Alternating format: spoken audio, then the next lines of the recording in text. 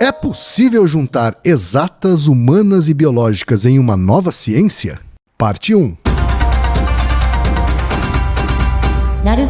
Podcast. Nessa época, a aparência pessoal de Harry Seldon não tinha nada de magnífica. Tinha a mesma idade de Cleon, 32 anos, mas apenas 1,73 m de altura. O rosto imberbe tinha uma expressão jovial, e o cabelo era castanho escuro, quase negro. As roupas que usava tinham um ar inconfundivelmente provinciano. Para todos aqueles que no futuro veriam em Seldon apenas a figura lendária de um semideus, pareceria quase um sacrilégio o fato de ele não ter cabelos brancos, um rosto envelhecido e vincado de rugas, um sorriso sereno que irradiava sabedoria, e não estar sentado numa cadeira de rodas. Mas mesmo então, em plena velhice, seus olhos iriam manter aquele brilho jovial. Isso nunca iria mudar. E naquele instante, seus olhos estavam mais bem-humorados do que nunca, porque tinha acabado de apresentar sua monografia aos participantes da convenção decenal. Sua comunicação verbal tinha mesmo despertado um certo interesse na plateia, e o próprio Osterfliff fizera um aceno de cabeça em sua direção, dizendo: "Muito engenhoso, meu rapaz, muito engenhoso." O que, vindo da parte de Osterfliff, era satisfatório, muito satisfatório. Mas agora os fatos tomavam um rumo diferente e inesperado. Seldon já começava a ter motivos para crer que toda a sua satisfação talvez não chegasse a durar muito tempo. Encarou o homem alto e de uniforme, parado à sua frente, e observou o emblema da espaçonave e do sol no lado esquerdo de sua túnica. "Tenente Alban Wellis", disse o oficial da guarda do imperador, e voltou a guardar sua identificação. "Pode acompanhar-me agora, senhor? Para ver o imperador? Para ser conduzido ao palácio, senhor. É o que dizem minhas instruções." "Mas por quê?" "Não estou informado, senhor. Recebi ordens para levá-lo até lá de um modo ou de outro." "Isso quer dizer que estou sendo preso? Não fiz nada que possa justificar esse tipo de... Digamos, senhor, que é uma guarda de honra que se apresentou para escoltá-lo, e devo pedir-lhe que se apresse." Tanto era assim que quando Seldon foi introduzido num aposento amplo e luxuosamente mobiliado e se deparou com um indivíduo jovem sentado sobre a beira de uma mesinha próxima a uma janela, com um dos pés pousado no chão e o outro balançando distraidamente, surpreendeu-se ao ver um oficial do Império com uma aparência tão bem-humorada. Seldon não sabia se devia mostrar-se muito impressionado. Decidiu que era melhor ficar em silêncio e esperar que o outro falasse primeiro. O oficial disse: "Você é Harry Seldon, creio eu, o matemático." Seldon murmurou um minúsculo "sim, senhor", e permaneceu à espera. O outro fez um gesto descuidado. "A resposta seria sim, senhor, mas não gosto de muita cerimônia. Estou saturado dela. Estamos aqui a sós, portanto posso me dar ao luxo de mandar a cerimônia às favas. Sente-se, professor." Antes que o homem acabasse de falar, Seldon percebeu que estava diante do imperador Cleon e sentiu que as forças lhe faltavam. Seldon permaneceu imóvel. O imperador franziu de leve a testa. Não lhe era fácil abandonar, mesmo temporariamente, o hábito do comando. Disse em tom peremptório: "Eu disse sente-se, senhor. Nessa cadeira aí, rápido." Seldon apressou-se a obedecer sem emitir um som. "Assim é melhor. Agora podemos falar como dois simples seres humanos e afinal de contas é o que todos nós somos, quando se abre mão da cerimônia. Não é assim, meu caro?" Cheio de cautela, Seldon respondeu: "Se Vossa Majestade Imperial diz, então é assim." O imperador fitou Seldon com intensidade, com evidente interesse. Por fim falou: "Você não parece um matemático." Seldon conseguiu sorrir. "Infelizmente não sei qual deve ser a aparência de um matemático, Majestade." Cleon ergueu a mão e Seldon cortou o título pela metade. O imperador disse: "De cabelos brancos, imagino. Talvez de barba. E idoso, com certeza. Mas mesmo os matemáticos devem ter sido jovens um dia. Sim, mas quando ainda não são famosos. Quando se tornam notícia na galáxia, já estão do jeito que descrevi. Sua palestra, ao que parece, atraiu a atenção de alguns dos meus representantes. Pelo que fui informado, você acredita que é possível prever o futuro." De repente, um imenso cansaço apoderou-se de Seldon. Tudo levava a crer que aquele tipo de interpretação simplista de suas teorias nunca o deixaria em paz. Talvez tivesse sido melhor não fazer aquela palestra. "Não é bem assim", disse ele. "Meu trabalho é algo mais limitado. Em muitos sistemas existe uma situação tal que, dadas certas condições, eventos caóticos passam a acontecer. Isso significa que, dado um certo ponto de partida, fica impossível prever os seus desdobramentos futuros. Isso é verdadeiro mesmo em sistemas relativamente simples, mas quanto mais complexo um sistema, mais possibilidades ele tem de se tornar caótico. Há um consenso geral em torno da ideia de que um sistema tão complicado quanto uma sociedade humana tende a se tornar caótico e, consequentemente, imprevisível. O que demonstrei, no entanto, foi que no estudo das sociedades humanas é possível escolher um ponto de partida qualquer e, através das hipóteses adequadas, evitar o caos. Isso equivale a prever o futuro, não nos mínimos detalhes, é claro, mas em seus traços mais amplos, não com exatidão, mas definindo probabilidades. O imperador ouviu atentamente e perguntou: então, isso não significa que você pode prever o futuro? Não é bem assim. Eu demonstrei que é teoricamente possível, é só. Para obter algo mais além disso, teríamos em primeiro lugar que escolher o ponto de partida correto, depois fazer as hipóteses corretas e depois descobrir um modo de efetuar os cálculos necessários num lapso finito de tempo. A teoria que apresentei aqui em Trantor não diz como fazer tudo isso. E mesmo que tivéssemos como fazê-lo, o máximo que teríamos em mão seria uma avaliação de probabilidades. Não é o mesmo que predizer o futuro, é apenas uma suposição sobre o que é mais provável de acontecer. Todo político ou homem de negócios faz isso o tempo inteiro. Qualquer pessoa dotada de razoável discernimento tem que fazer isso para obter um mínimo de sucesso no que planeja. Fazem isso sem auxílio da matemática. Exatamente, fazem por intuição. Mas com auxílio da matemática, qualquer pessoa seria capaz de fazer uma avaliação correta de probabilidades e não apenas aqueles poucos indivíduos dotados de uma intuição fora do comum. Correto, mas demonstrei apenas que esse tipo de análise matemática é possível. Isso não quer dizer que seja realizável do ponto de vista prático. Como poderia uma coisa ser possível e nem poder ser realizada na prática? Seldon percebeu que o imperador assumia uma atitude cada vez mais formal à medida que as respostas que ouvia iam no sentido contrário às suas expectativas. Vossa Majestade Imperial deve ter em mente o modo como os cientistas lidam com as partículas subatômicas. Há um número enorme delas, cada uma se movendo ou vibrando de um modo imprevisível e aparentemente aleatório, mas esse caos aparente possui padrões de ordem subjacentes que nos permite, através da mecânica quântica, responder às perguntas que formulamos. Algo semelhante se dá no estudo das sociedades, com os seres humanos individuais fazendo o papel dessas partículas. Mas aí entra um novo fator que é a mente humana. As partículas se movem sem consciência de si mesmas, os seres humanos não. Tentar computar todas as atitudes e todos os impulsos potenciais da mente humana iria tornar todo o processo tão incrivelmente complexo que seria preciso de um tempo infinito para levar a cabo os cálculos necessários. Talvez os pensamentos humanos tenham um padrão de ordem subjacente, assim como os movimentos das partículas. Talvez. Minha análise matemática pressupõe a existência de uma harmonia subjacente a todas as coisas, por mais desordenadas que possam parecer, mas não nos dá nenhuma indicação de como essa harmonia pode vir a ser descoberta. Por mais que uma análise psicohistórica possa ser possível em teoria, é altamente improvável que seja um dia viável em termos práticos. O que quer dizer você com análise psicohistórica? Eu denomino psicohistória a avaliação teórica de probabilidades relativas ao futuro. Essa sua psicohistória, se pudesse ser posta em prática, seria algo de enorme utilidade, não acha? Sem dúvida alguma.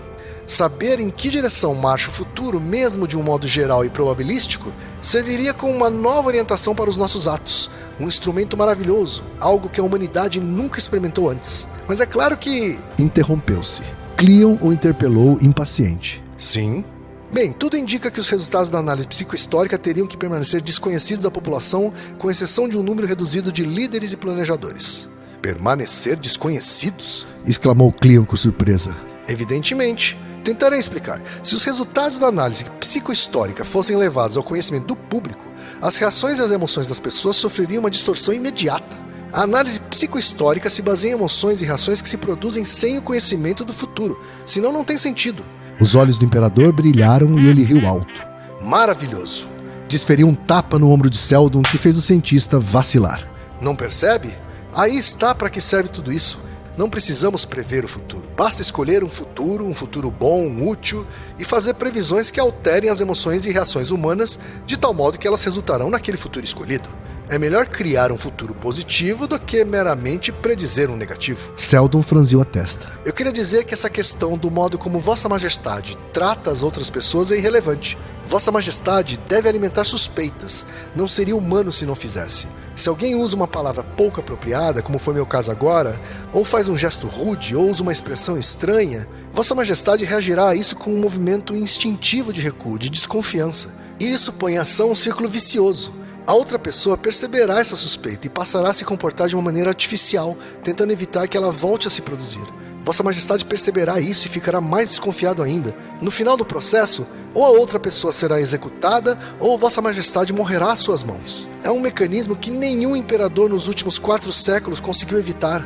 Este é apenas um dos indícios de como se torna cada vez mais difícil administrar os negócios do Império. Então nada que eu faça pode evitar que eu seja assassinado? Não, disse Seldon.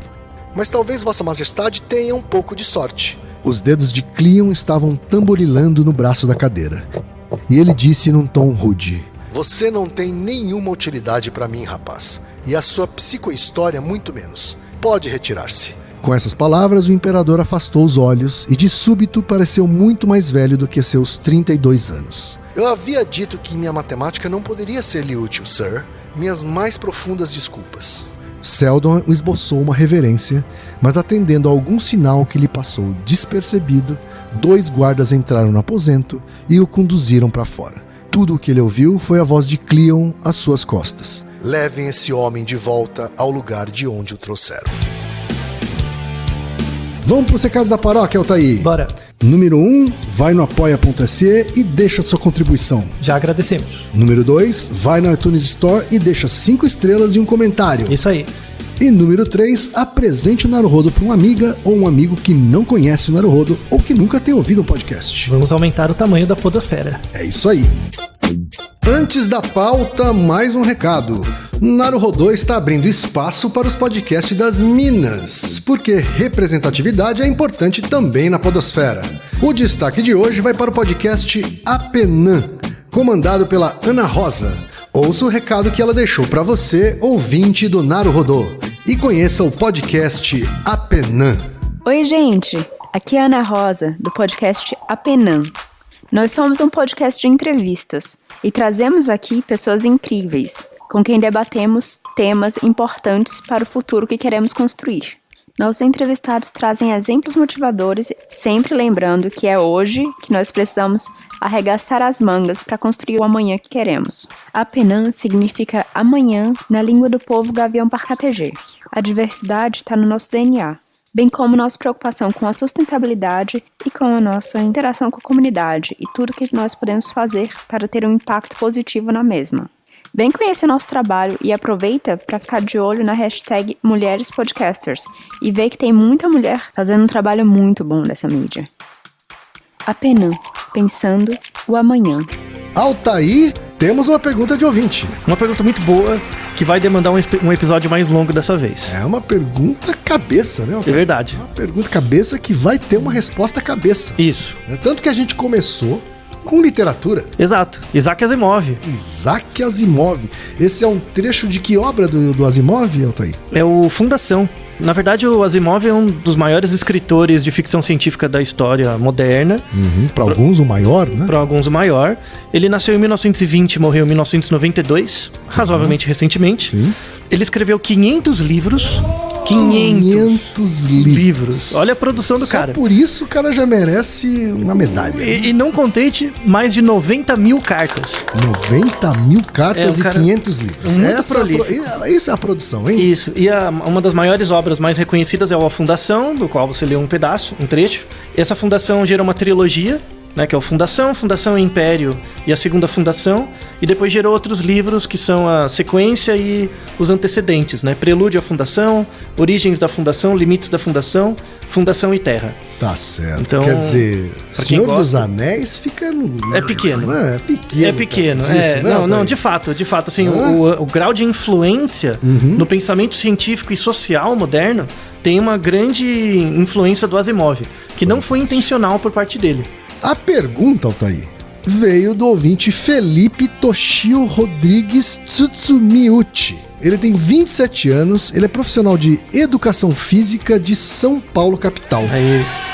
Ele diz o seguinte, Altair: eu gostaria de agradecer ao trabalho maravilhoso que estão fazendo. Foi o primeiro podcast que eu vi e o único que acompanho fielmente. Obrigado. Abriram muito a minha mente em relação a integrar diversas áreas do conhecimento em relação aos diversos problemas que abordam. Obrigado, Ken Altair.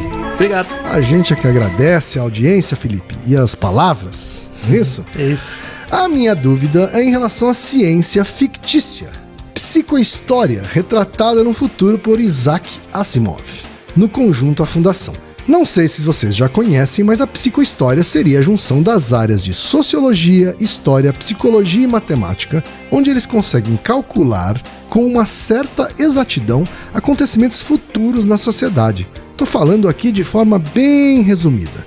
Acredito que isso seja o mais próximo do que Altair sempre comenta na necessidade de integrar áreas do conhecimento e fugir do humanas/biológicas/exatas. Então eu gostaria de saber se uma ciência assim seria possível de existir na vida real e se sim, se ela seria precisa.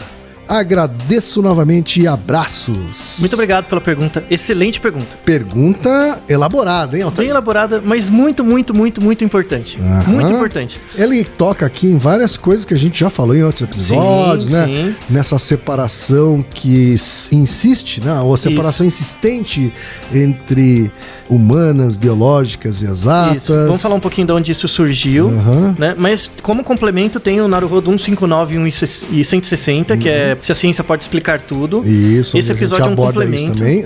Esses 2 episódios, né, vão ser um complemento essa questão. Pra começar a atacar o problema, eu vou perguntar pra você como um leigo muito sabido.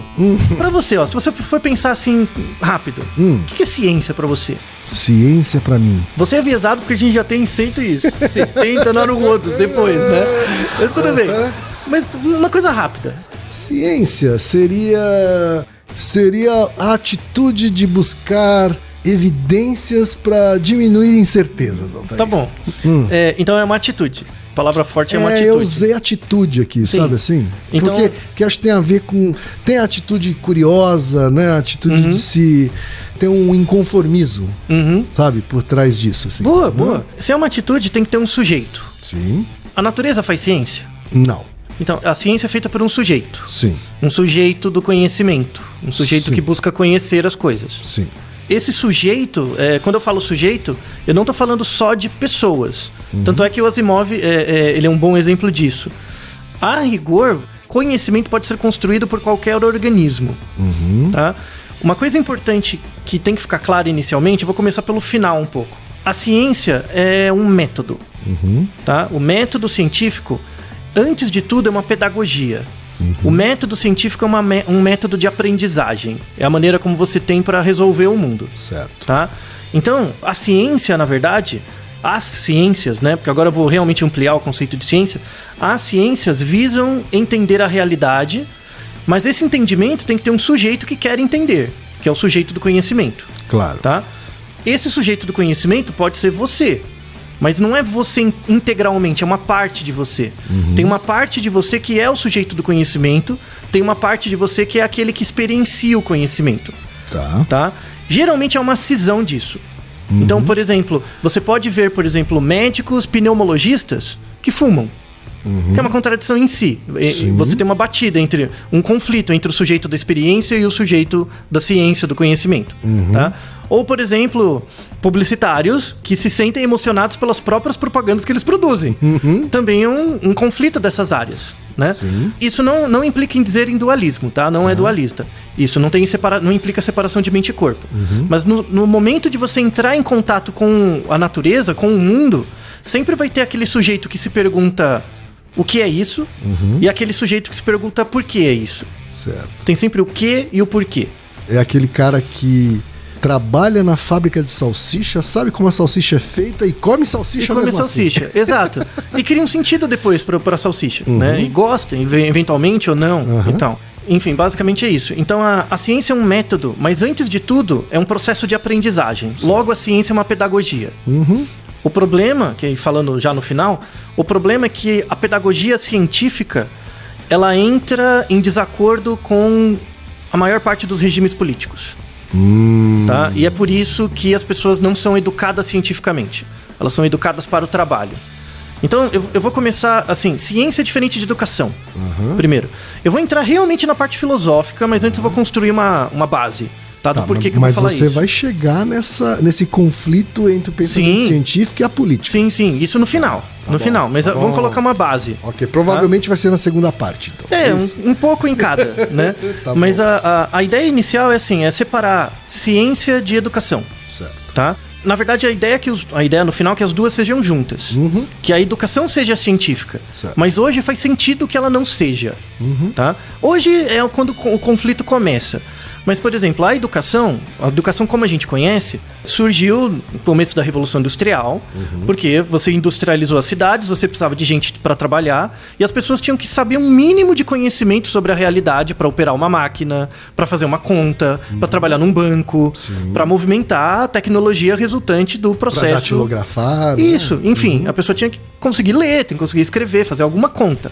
Tá? Então a educação, no início, ela servia à técnica. Certo. Ela é algo técnico, ela é algo voltado à produção de um ofício. Tá? Então, por exemplo, antes da Revolução Industrial, né, na época do absolutismo, eu podia aprender a ser um carpinteiro. Eu aprendia coisas manuais. Certo. E podia ser um bom carpinteiro. Como a sociedade mudou, teve a Revolução Industrial, a Revolução Francesa, você migra para cidades, outras competências técnicas são necessárias. Sim. Então agora eu tenho que saber contar, eu tenho que saber ler, né? Então as escolas surgiram aí, né? A escola iluminista surgiu aí, que é uma escola voltada para o trabalho, tá? Tem o Naruhodo, que é o Naruhodo 16, lá atrás, 16? sobre o movimento maker, que eu faço um resumo rápido da teoria do Adam Smith, do Riqueza das Nações. Sim. Vale a pena você ouvir, né? É um episódio curto, que a gente fala que a ideia de uma nação rica, e isso é um pensamento dedutivo, isso é um pensamento ideológico, não é científico. Certo. Uma nação, segundo Adam Smith, uma nação rica é uma nação capaz de gerar trabalho. Você tem que partir dessa premissa. Se uma nação rica é uma nação capaz de gerar trabalho, isso tem consequências. A primeira consequência é: uma nação vai ser necessariamente desigual. Porque para ter trabalho, eu tenho que ter aquele que emprega e aquele que é empregado. Certo. Então a nação é eminentemente desigual. Então o papel do Estado não é garantir a igualdade, porque isso é demagogia, né? É proteger os ricos dos pobres. É impedir que os pobres matem os ricos, porque aí acaba o trabalho e não tem produção, logo o Estado não é rico. Certo. É impedir que a Revolução Francesa aconteça de novo, basicamente. Então o papel do Estado é garantir a desigualdade, mas não deixar que essa desigualdade fique tão grande. Isso. Esse é o ponto, né? Tem um limite. Tem um limite, exatamente. Tem um limite. Alguns países trabalham mais, outros menos, enfim. Com índices de miséria altíssimo, levam esse limite até o extremo. Isso, mas isso gera caos social, desagrega mesmo assim, tá? Mas na ideia do Adam Smith lá atrás, 300 anos atrás, fazia sentido porque estava começando mesmo a indústria, enfim. Esse pensamento estruturou o começo da escolarização. Então, você não estudava para saber, não era um estudo grego. Você não estudava para saber, você estudava para ter um ofício. Mas existia um outro modelo antes, então. Sim, mas que não era para todo mundo. Sim. Então, exato, era para poucos. Para aqueles. Não era uma educação universal. Isso. Não fazia sentido ser. Sim. Sabe? Não fazia. Por quê? Porque o conhecimento você adquire de várias formas. Né? A escolarização se tornou necessária para você ingressar numa sociedade do trabalho, que é o que torna as nações ricas. Isso, uma espécie de industrialização do próprio ensino. Mas né? Para atender a modelo industrial. É uma tecnização, né? É uma coisa que se transforma em técnica. Tudo bem, esse é um modelo inicial, deu muito certo. De fato, melhorou a qualidade de vida de um monte de pessoas, das nações. Não foi ruim. Sim. O começo não foi ruim. Isso começou no século XVII, XVIII, XIX. Vamos fazer um salto. Vou falar um pouco do Asimov, tá? Por que as pessoas gostam tanto dele, né? O Asimov previu o mundo, né? A sociedade hoje, você lê os textos do Asimov, é o que acontece hoje, mesmo, assim. O Asimov morreu em 1992, então ele viu bastante coisa, né? Vale muito a pena você ler. Mas ele não viu a internet, por exemplo. Ele não viu a internet, mas ele descreveu muito bem, né? A internet. Então. Ele descreveu muito bem a ideia da inteligência artificial, né? Mas não é por genialidade. Ele era um cientista. O Asimov ele foi formado em química, né? E ele dava aulas de bioquímica na Universidade de Boston. Certo. Tá? Ele fez a graduação na Universidade de Columbia, né, em química, e ele entrou aos 15 anos na universidade. Tá. Né? Então, uma pessoa com muitas capacidades, Sim, um cara muito interesse. Mais dotado do que a média. Isso, e muito prolífico, né? 500 livros, 90 mil cartas e tal. O que eu quero deixar claro aqui com essa explicação é que eu vou explicar que o Asimov é resultado de um processo. Assim como todo cientista é resultado do processo, de um processo. E o Asimov só foi o Asimov porque ele era um cientista. Não era porque ele era um escritor, não era porque ele era genial, é porque ele era um cientista. E ele era um cientista adequado com uma grande capacidade de observação do tempo dele, tá? Esse livro, A Fundação, né, então quem leu muito bem uma parte do livro, conta a história do Harry Seldon, né, que é um matemático, que cria uma nova área, uma nova ciência, que é a psicohistória, que é a junção da matemática, sociologia, história, economia e psicologia, tá? E por meio da matemática e, na verdade, da estatística. A estatística que amarra tudo isso. Ele faz modelos probabilísticos. Então ele usa a estatística para amarrar todas essas áreas para criar um modelo único que prevê a realidade. Né? Que pode prever o futuro, mas não evitá-lo. Certo. Isso é importante. Tá. Ele parte de um pressuposto de que a natureza é determinística, que possui regras universais, que eu só preciso ter um trabalho de criar um método para descrevê-las. Uma vez que eu crio um método para descrever a realidade, eu consigo prevê-la. Tá? Então, mas ela vai acontecer. Ela vai acontecer. O que você pode fazer é mudar os parâmetros dela. Então, algumas informações do Harry Seldon, né? Ele nasceu no 10º mês do ano 11.988 da Era Galáctica. Então é realmente um tempo muito no futuro. Lá na frente mesmo. Lá na frente. Muito depois do que o Martin McFly. Isso, exato. Né? E ele vivia no Império Galáctico. O Império Galáctico, as pessoas já saíram da Terra, já colonizavam outros mundos, né? O Império Galáctico era uma galáxia, uma região, composta de 25 milhões de planetas, de mundos, e cada mundo com 1 bilhão de indivíduos em média. Então, um universo gigantesco, né? E ele era uma pessoa que vivia num desses planetinhos, certo. Tá? Mas ele criou esse método de desenvolvimento estatístico e isso atraiu o interesse de muita gente, assim como do imperador do planeta que ele vivia, né? Essa é a ideia. E aí tem desdobramentos a partir daí. Uma coisa que eu quero trazer à tona é assim, o Seldon, ele percebeu que o Império Galáctico ia acabar. Ele, com o modelo dele, ele viu que o Império Galáctico ia acabar. Mas ele ia acabar daqui... Assim, ele ia acabar por meio de uma guerra, de um caos, né? Só que ele previa no modelo que esse período de caos até ter uma nova ordem social iria colocar as populações em penúria por um período de 10 a 30 mil anos. 10 a 30 mil anos? As pessoas iam passar 30 mil anos em caos para surgir uma nova realidade em que a paz se mantivesse de novo. Certo. Então ele previu que o Império Galáctico ia acabar, mas ia ter esse período de penúria muito grande. E ele não podia evitar. Então, o que ele queria era mover certas variáveis sociais para reduzir o período de penúria das pessoas para só 1000 anos. Ou seja, ele queria manipular um pouco para o Império Galáctico acabar, mas com menos problemas para as pessoas. E a psicohistória, ela só servia para prever comportamentos de populações e não de indivíduos. Tá? Mas ele parte do pressuposto de que a natureza tem regras gerais e que você pode ter acesso a elas. Isso é um princípio filosófico. Isso não é falseável. Tá? E isso reflete o pensamento do Asimov. O Asimov, por ser químico, envolvido com engenharia, ele é viesado por uma área do conhecimento filosófico que parte do pressuposto de que a natureza tem regras gerais e que o trabalho do cientista é descobrir metodologias para entender essas regras gerais, mas as regras gerais estão lá, na natureza. Isso não é testável, isso você aceita. Isso é uma pressuposição teórica. Claro, porque é impossível eu testar todas as regras impostas na natureza. E pode ser que elas não existam. Pode ser que elas não é isso é uma postura filosófica mesmo. Você começa com isso. Mesmo. É uma premissa. O ideal seria que as pessoas, assim como o Asimov, tivessem uma postura filosófica antes de entrar na faculdade. Pelo menos e não é toda a ciência que parte dessa premissa? Não, não é. Que a natureza ela é regida por leis gerais. Não são todas as áreas. Porque você tem níveis de explicação. Né? Então, áreas do conhecimento que partem do pressuposto que a natureza tem regras gerais. Física, por exemplo, a química, um pouco, a biologia. Né? Áreas assim. Né? Então, o problema é que você compra um discurso pronto. Você entra na faculdade de biologia, você vai começar a ser catequizado, eu falo no sentido de religião mesmo, porque é um dogma. Você vai começar a ser catequizado em achar que a natureza tem regras gerais que se aplica sempre, em todos os níveis. O Asimov era um pouco esperto, ele falava, não, a psicohistória só vale para populações, porque ele tinha um conhecimento de física e de biologia. Então ele sabe as equações físicas, ele sabe as equações de Price, por exemplo, para equilíbrio populacional. Não, nas populações eu consigo prever. Nos indivíduos é muita variabilidade. Mas você tem áreas do conhecimento que partem dos indivíduos. Trabalha com essa variabilidade. Então não existem regras gerais para os indivíduos. Quer dizer, uma ideia como a psicohistória, ela não só pressupõe um conhecimento de determinadas ciências, domínio de determinadas ciências, como também o cruzamento das ciências que vieram a ser denominadas humanas, exatas e biológicas. Isso. Essa distinção de humanas, exatas e biológicas, ela não surgiu porque é uma diferença lógica. Como ela surgiu, Altair? por conta das profissões. Aí volta no Adam Smith. Então, por conta da especialização das profissões, isso é século XVIII, XIX. Tá. Né? Antes você não fazia faculdade de engenharia, você fazia uma faculdade de ciências. Certo. E aí depois você ia ver o que você ia fazer. Né? Começou no final do século XIX pro XX, que começou a surgir. Antes você era professor médico, engenheiro, advogado, sabe? Aquela bem genérico. Sim. Aliás, desculpa pra quem ficar ofendido, mas azar.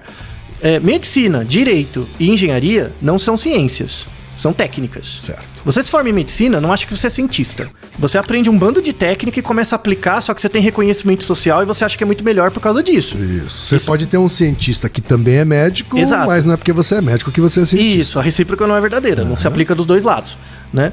O Asimov era cientista também. Então ele realmente escrevia artigos, dava aulas, ele fazia pesquisa.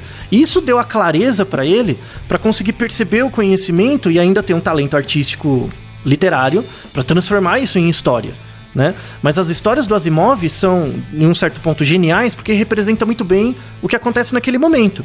E como ele conhecia as regras gerais, pelo menos da área dele, que são as regras físico-biológicas, ele consegue fazer previsões. Então o Harry Sheldon, na verdade, é um alter ego dele mesmo. Ele é o matemático, ele é químico, ele consegue estudar as regras de química e ver, de fato. Então, na verdade, é uma tentativa dele de explicar a realidade com base nessas regras. E nesse sentido, ele é bem sucedido. É bem sucedido, mas ele não é perfeito. Sim. Ele é bem sucedido no sentido de ter reconhecimento. As pessoas vêm e falam, pô, da hora, né? Porque você é químico, eu sou biólogo. Ressoa em mim. Sim. Porque a gente defende, mesmo sem querer, uma premissa filosófica de que o conhecimento é baseado em regras gerais que você só precisa descobrir. Certo. Né? Então, na verdade, o Asimov ele foi um representante de uma área do conhecimento. Mas essa área do conhecimento não foi criada porque ela faz sentido. Ela foi criada porque ela atende a demanda histórico, social, econômica de certas profissões. Né? Então, por exemplo, muita gente da área de tecnologia, de biologia, acompanha o Asimov. Eu, pessoalmente, acho o Asimov mais importante que o Sagan, por exemplo. Sim. Porque o Sagan é um bom político, debatedor da política, da relação entre a ciência, a política e a sociedade. Que tem a sua importância, né? Total, não, fundamental. O Asimov, ele realmente tem uma sensibilidade mais psicológica, sabe? De perceber o sujeito da ciência. Então, o Sagan fala muito com o sujeito da experiência. Voltando no começo do episódio, né? Com o sujeito da experiência da ciência. Certo. O Asimov fala com o sujeito do conhecimento. Certo. Como pensa o sujeito do conhecimento dele. No fundo, como pensa ele mesmo. Né? Então é fundamental ler os livros dele, assim. E o Asimov, ele não tira isso do nada. Isso que é genial dele, ele dá as fontes. Ele mostra de onde saem as inspirações dele. Várias descrições do Império Galáctico, né, que é um império muito grande, comensuravelmente grande, onde nem o imperador sabe as regras. Né? O imperador fica à mercê do próprio povo, porque é tão grande que ele não consegue gerir. Né? Isso tem total relação com o Império Romano. Então a queda do Império Galáctico é uma representação no futuro do Império Romano, do fim do Império Romano, da desagregação do Império Romano. Isso é bem conhecido, né? Inclusive ele mostra a associação, né? Mas eu vou colocar uma associação mais nova, que é com o Nietzsche. Então, tem o livro do Nietzsche clássico, Assim Falou Zaratustra, que ele escreveu de 1883 a 1885. E o Zaratustra, na verdade, é um personagem que descreve o futuro da humanidade. Sim. É o mesmo princípio. Uma espécie de vidente, né? É um vidente. Ele é o último dos homens, né? Então todos os homens sumiram, só sobrou ele. E ele parte do pressuposto de que o homem é um intermediário, é uma espécie intermediária entre os macacos e os super-homens, os Ubermensch, né? Mas tem um jogo de palavras no Ubermensch, né? Porque Uber pode significar super ou além do homem. Na verdade, você não conhece o Ubermensch, né? Então o Zaratustra fica falando como vai ser a humanidade até a chegada do Ubermensch, né? Lembra muito o Asimov. Lembra muito a descrição do Asimov. Com certeza o Asimov foi inspirado pelo Nietzsche em umas certas partes, né? E tem essa ideia da frase clássica do Nietzsche que ele fala Gott ist tot. Deus está morto, né? E o Asimov é ateu, né? Então ele incorpora muito o pensamento do Nietzsche no texto dele também. Só que com uma pegada mais de biológicas, né? E isso mostra a limitação do Asimov. Então, qual que era a limitação dele? Uma limitação entre aspas. Ele parte da premissa que a natureza tem regras gerais. Se você questionar isso, toda a lógica da psicohistória se quebra. Certo. Mas a psicohistória deixa um legado. Vamos deixar na descrição uma edição especial da Science em homenagem ao Asimov, falando sobre inteligência artificial. Então, quer dizer, ele foi um precursor da ideia de Sim. inteligência artificial. Da ideia, né? Inclusive, alguns artigos dele, de modelagem matemática, mostra já que a matemática da inteligência artificial é possível, só não tinha computador.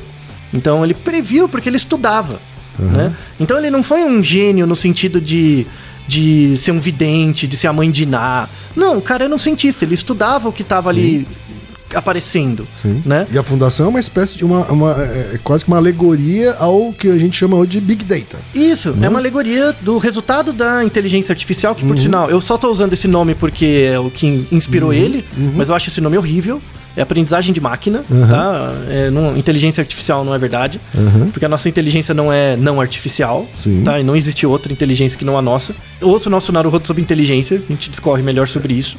Agora a gente vai começar a falsear a premissa do Asimov, né?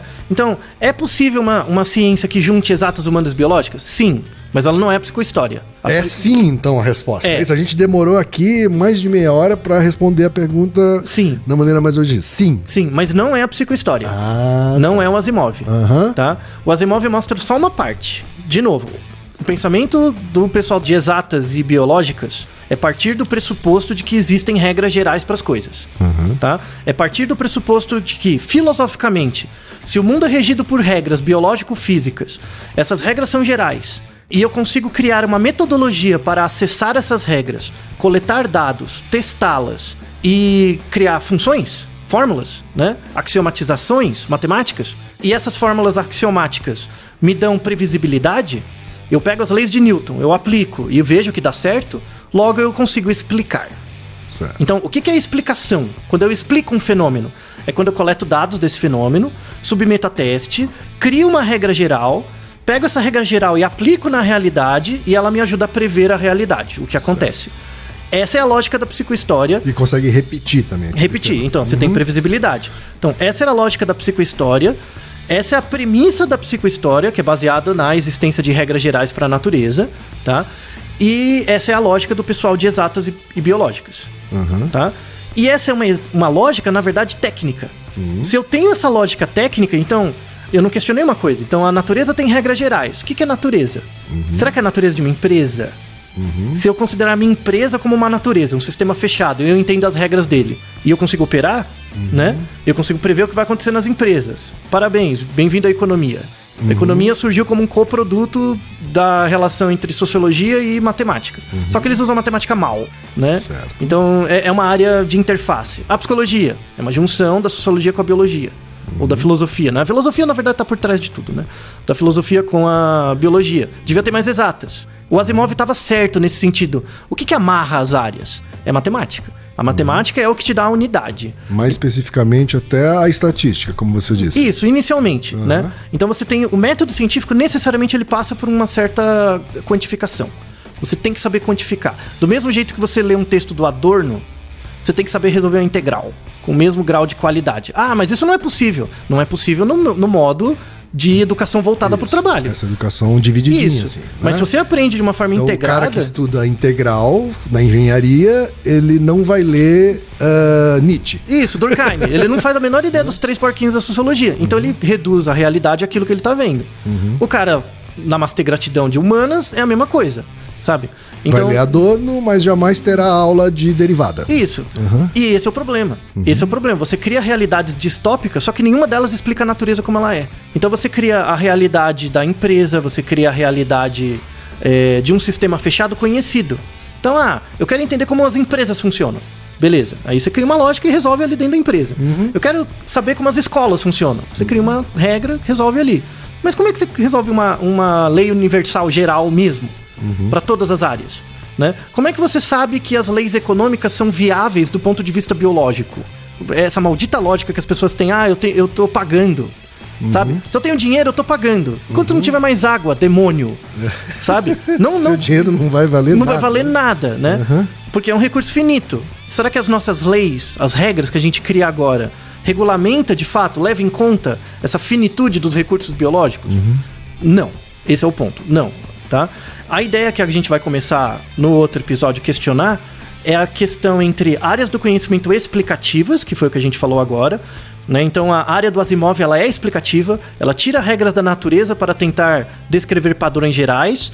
Se eu conseguir descrever padrões gerais e conseguir fazer previsões, eu tenho explicações, né? Se as leis de Newton prevê a realidade, logo a realidade é subjacente às leis de Newton. Isso é uma descrição filosoficamente orientada.